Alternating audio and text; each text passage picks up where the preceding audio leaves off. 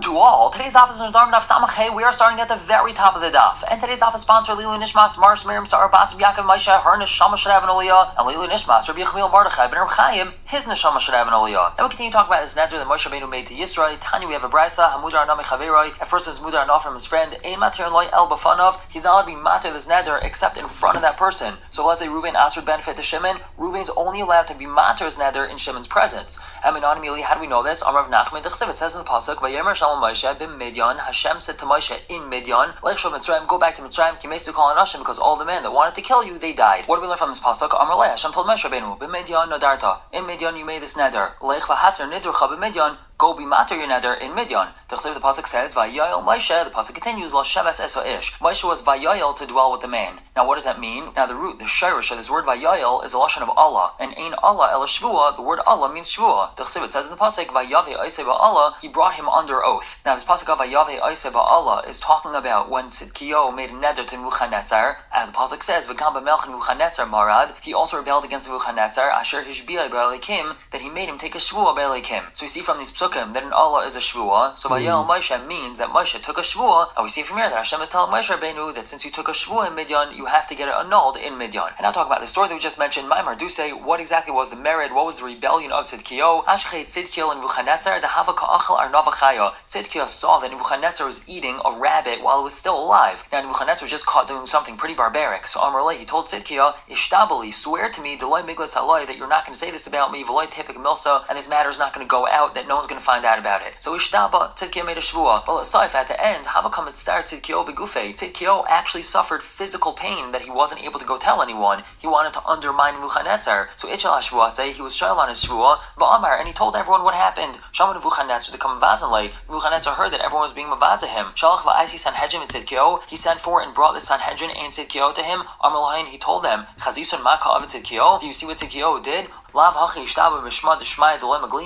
he make a shvua in the name of Hashem that he's not going to reveal this? So Amrilei, they told him, Ichlei HaShvuasa, he was shail on his shvua. So Amar Lahu, Mitchell HaShvuasa, Nebuchadnezzar asked them, are you allowed to be shail on a shvua? Amrilei, they said, yes, you're allowed to. So Amar Lahu, he asked them, B'fanav, I feel shalai b'fanav, do you have to be shail on the shvua in front of the person that you made in front of, or even not in front of him? Amrilei said, Sanhedrin told him, B'fanav, you have to do it in front of that person. Amrilei, so he said to them, V'aton ma'avdisun, so what did you do? My time alayim risal and tzidkiyo. Why didn't you tell that to Tzidkiyo? Why were you shail on a shvua even though I wasn't there? And miyad right away, what did he do to them? The pasuk says, Yeshvu la'aretz, sit on the ground, yitmu, be silent, zikne b'hasiyon. And Amar Yitzchak, he says, Sheshamtu kar mitachteim, they took the pillows out from underneath the Sanhedrin that they had to sit on the floor. And on to another Mishnah, Rav Meir says, Yesh dvarim shehin k'nailad ve'enon k'nailad. There's certain Nedarim that are like nailad, it's like a new development happened, but they're not like nailad, and therefore the nether will be annulled. However, ve'en chacham maidim lai, the chacham do not agree to him. Now many Rishonim have the girsah that v'chacham maidim lai, the chacham do agree to him. But either way, what's this case? Ketzad, Amar, let's say a fellow said, Kainam shani nice as plainness, she'avia ra.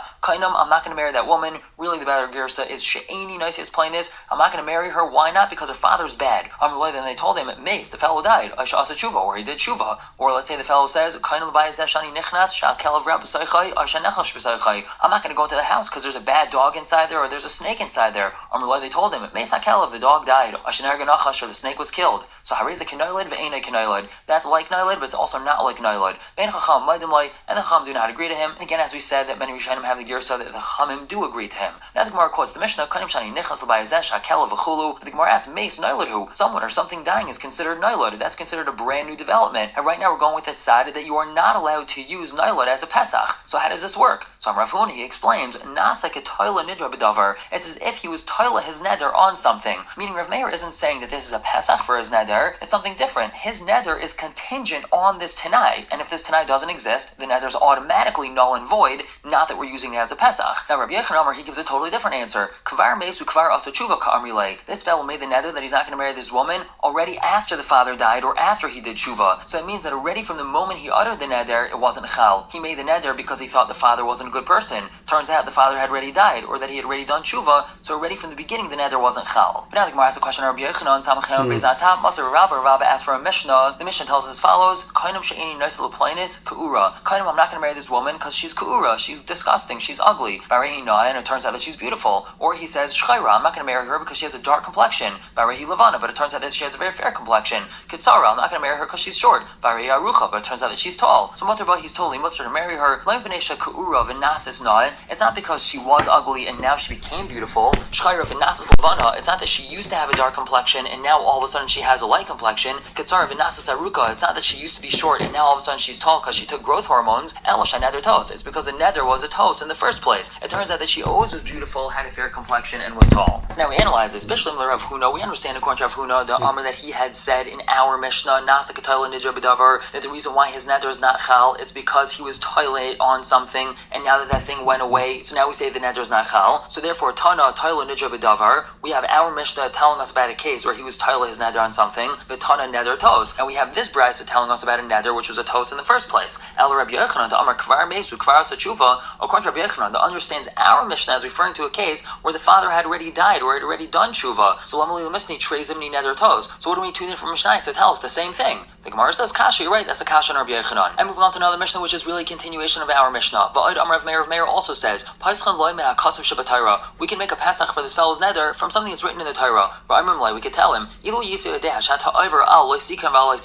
if you knew that by making this neder on your friend, you would be over on loisikim and loisitar. Don't take revenge, don't bear a grudge, and don't hate your brother in your heart, and you have to love your fellow like yourself. Your brother shall live with you. And the reason why he might be over on this last pasuk that we just quoted is because Shu Ani, the fellow that he made the neder on, might become an Ani, and you're not going to be able to be farnas him, you're not going to be able to support him, because you made this neder that he can't derive benefit from you, and you're going to be over on this pasuk. So Amar, now if the fellow that made the neder says, if I knew that was the situation, I never would have made a neder. It's mutter, meaning we could use this as a Pesach for a neder. But now the Gemara asks on this last pasuk that we quoted, and the Mishnah seemed to say that a person's going to be over on this pasuk if he doesn't support his fellow that becomes poor. Now the Gemara says, some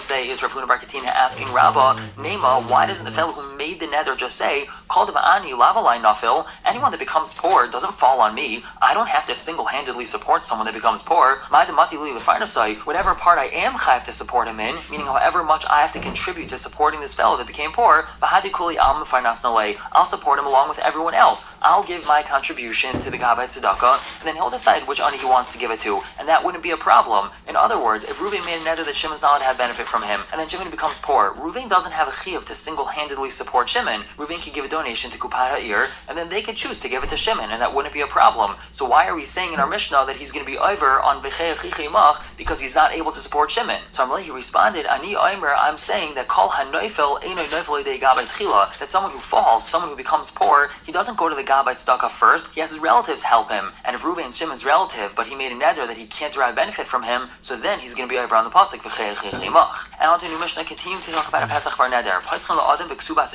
We can make a Pesach for a person regarding his wife's ksuba. What does that mean? So the Mishnah brings a story. There was a person that made a neder that he's not going to get benefit from his wife, which means technically he's not allowed to have tashmish with her, but we know that he has a chiv to have tashmish with her, so it means he either has to annul his neder or he has to divorce her. And her ksuba was 400 dinarim. Rabbi Kiva came to Rabbi Kiva, and he was mechayed this fellow to give her full ksuba. Amrullah, he told him, Rabbi, my father left us 800 dinarim. Not al achi dalad meis. My brother took 400, bani dalad meis, and I took 400. Wouldn't it be sufficient if she takes 200 and I'll take 200? Why do I have to give her all 400? Rabbi Kiva told him, even if you have to sell the hair on your head, you have to pay her entire ksuba. So he told Rabbi Kiva, if I knew that was the situation, I never would have made this neder. Rabbi Kiva mata the neder for him. This fellow just made a Pesach for himself, that if I would have known that I would have had to pay the ksuba, I never would have made the neder. So here's a valid Pesach. Now the Gemara asks on the specific wording in the Mishnah. This fellow said that my father left us 800 dinarim, and I took 400 and my brother took 400. Well, the Gemara asks, his cash is not mishubah to the ksuba, and he's saying that I have 400 dinarim in cash. Why would he have to give that over? So Rabbi explains, no, karka shava ches me'ez dinar. His father left him over karka, which was worth 800. So that karka is mishubah to the ksuba. As the Gemara Bhaktani Sar Roishai, the Mishnah says the hair on his head. Rabbi Kiva was mashma that you would have to sell the hair on your head in order to pay for the ksuba. Mesar Rashi metatalihu, and a person's hair is considered metaltalin. So Gemara says, no, Hachikamer, this is what he was telling him. Afilu atamoicher sar rashcha va'oichel, even if you have to sell your hair in order to buy food for yourself because you used all your money to pay for the ksuba, you still have to use all your money to pay for the ksuba. So now that we just mentioned that, the Gemara says, Shema Mina, it seems to be that we have a right from here that ain mesadrin l'bal chayv. We're not going to be mesader for a bal chayv. Now, what does that mean, mesadrin l'bal chayv? So loosely translated, that means sort it out or work it out for him and tell him that he doesn't have to pay the entire chayv right now and that we'll leave him with his most basic needs. Now, this concept of mesadrin l'bal chayv is a machlekes tanoim and amoraim b'av mitzia, and it seems to be from here that we have a raya that we're not mesader l'bal chayv from the fact that he has to give her all of his money. So Rav Nachman, Rabbi Yitzchak, he says it's not a raya. It's very possible that we will be mesader l'bal chayv. So what are we trying to say over here? Samach vav on Ralph on top. Loimer, we really need to say she'ein mekarin shtar ksuba, that we're not going to tear up her shtar ksuba. So all he has to his name is 400. He doesn't have to give her all 400 right now. Let's say he only has to give her 350 because he needs to keep the other 50 for his basic living expenses. What we're trying to say over here is that we're not going to tear up the ksuba because he didn't fully pay it, and she's going to be allowed to keep her ksuba until he pays that remaining 50 at some point in time down the line. Only once he pays the whole thing, then we'll tear it up. We're going to stop here for the day, pick up tomorrow, continue to talk about valid psachim for Nedarim. For now, everyone should have a wonderful day.